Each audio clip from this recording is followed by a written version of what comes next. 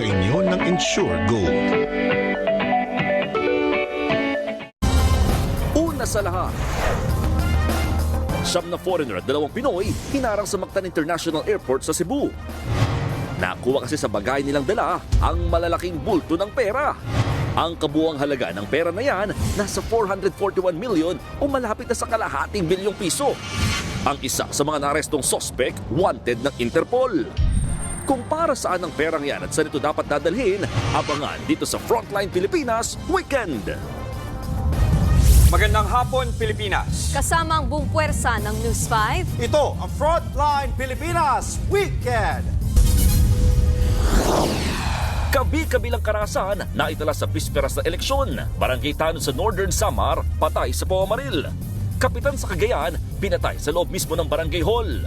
Kasunod naman ng engkwentro sa Maguindanao del Sur, provincial canvassing, inilipat na.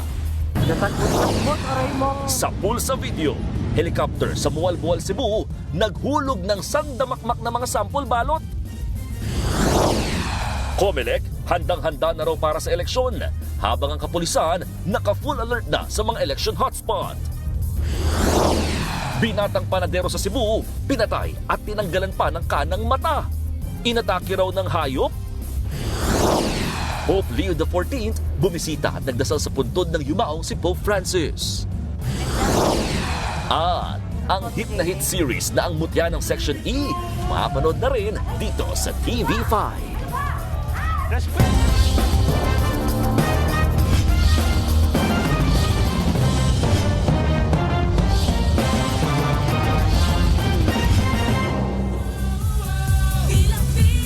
Papayagan daw ang warrantless arrest ng mga otoridad sakaling mahuhuli sa akto ang mga lalabag sa Bilang Pilipino 2025.